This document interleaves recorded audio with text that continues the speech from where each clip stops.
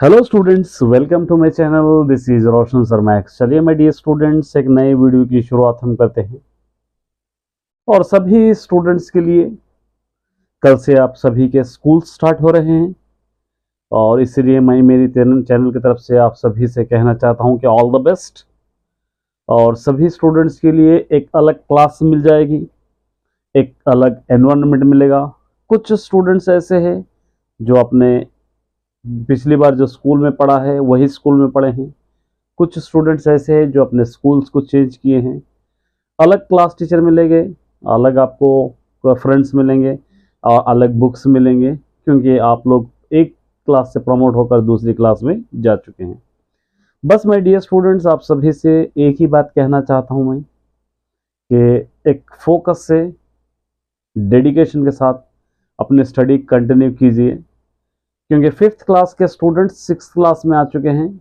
और fifth class तक के लिए आप सभी स्टूडेंट्स के लिए प्राइवेट बुक्स यूज़ कर रहे थे, लेकिन सिक्स क्लास से आपको SCERT स्टेट बोर्ड के बुक्स आपको यूज़ करना पड़ेगा। और पेपर जब आप एग्ज़ाम लिखेंगे, क्वेश्चन पेपर भी आपको बोर्ड की तरफ से या DCB बोर्ड की तरफ से या गवर्नमेंट की तरफ से आपको दिया जाएगा, क्योंकि फिफ्थ क्लास तक आपको सभी स्टूडेंट्स के लिए अपने स्कूल में पेपर बनाकर दिया करते थे, लेकिन यहाँ से आपको अलग स्ट्रेटजी अपनाना पड़ेगा। उसी तरह सिक्स क्लास वाले पास होकर सेवन्थ क्लास में आए हैं, सेवन्थ पास होकर एट में, एट पास होकर नाइन्थ, नाइन्थ इस तरह टेंथ सभी स्टूडेंट प्रमोट हुए। और इस सभी स्टूडेंट्स के लिए आपको पता ही है कि पेपर कैसा रहेगा, कौन से बुक्स पढ़ना है। बस मेरे चैनल पे आप बने रहिए, मैं भी कोशिश करूँगा आप सभी के लिए कि अच्छा सा अच्छा मटेरियल आपको मैं प्रोवाइड कर सकूँ। तेलुगु और मैथमेटिक्स कम्प्लीटली मैं आप सभी तक पहुँचा सकूँ, कोशिश करूँगा। और स्पेशली टेंथ क्लास, जो नाइन्थ क्लास पास होकर टेंथ क्लास गए हैं, उनके लिए मैं बहुत ज़्यादा फोकस करूँगा, क्योंकि वो स्टूडेंट्स बाहर जाकर अपना एग्ज़ाम्स लिखते हैं, बोर्ड एग्ज़ाम लिखते हैं। रिमेनिंग फर्स्ट से लेकर नाइन्थ क्लास स्टूडेंट्स अपना एग्ज़ाम अपने स्कूल में ही लिखते हैं, तो अपने माहौल में लिखते हैं। ज़्यादा उन लोगों को दिक्कत का सामना नहीं करना पड़ेगा। सिर्फ टेंथ क्लास स्टूडेंट्स बाहर जाकर अपना एग्ज़ाम लिखते हैं, जिसकी वजह से उन लोगों के लिए थोड़ा सा ज़्यादा मेहनत करना पड़ेगा।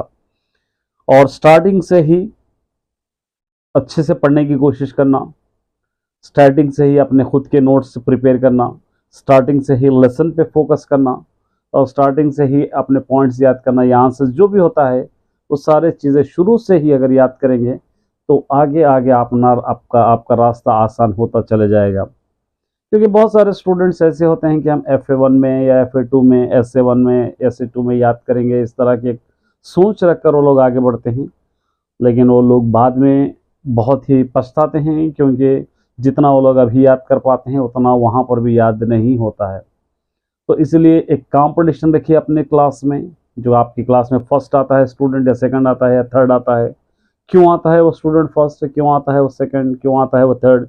क्योंकि हम भी वही क्लास में पढ़ रहे हैं, और हम भी वही बुक पढ़ रहे हैं, हम सबको वही टीचर पढ़ा रहे हैं, हम सब उतने ही वक्त में पढ़ रहे हैं, हम सब एक ही स्कूल में पढ़ रहे हैं। फिर वो स्टूडेंट फर्स्ट और सेकंड आने की वजह क्या है, मैं लास्ट आने की वजह क्या है, ये आपको टटोलना है, इसको आपको रेक्टिफाई करना है, और यहाँ से आपको उभर के उठना है।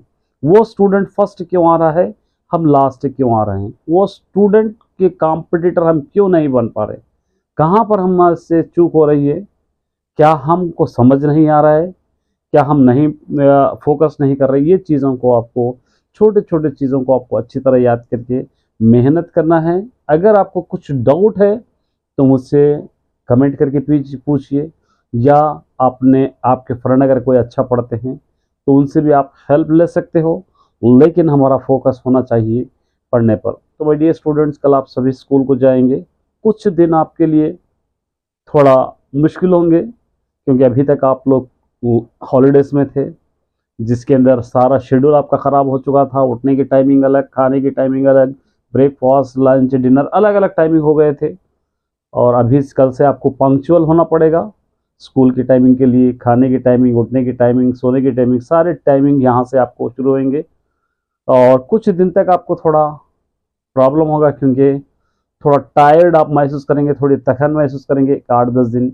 और कुछ याद करने की कोशिश करेंगे तो याद भी नहीं होंगे, क्योंकि हम लोग 1-1.5 महीना का जो गैप हमारे पास आ गया है, वो गैप को थोड़ा कवर करने के लिए थोड़ा टाइम लगेगा, लेकिन निश्चिंत मत होइए, निराश मत होइए, क्योंकि धीरे धीरे आप खुद अपने स्टडीज़ में फोकस करने लगोगे, अपने स्टडीज़ में आप इंटरेस्ट बताना शुरू कर दोगे, और जो आप चाहते हैं अगर वहाँ तक पहुँचना है तो आपको बहुत सी मेहनत करना पड़ेगा। चाहे कोई भी क्लास के स्टूडेंट हो, जब तक आप मेहनत नहीं करेंगे आगे नहीं बढ़ सकते। इसीलिए अभी तो आपको कल से स्टार्ट हो रहे हैं स्कूल, तो हो सकता है कल से ही सिलेबस स्टार्ट हो, परसों से सिलेबस स्टार्ट हो।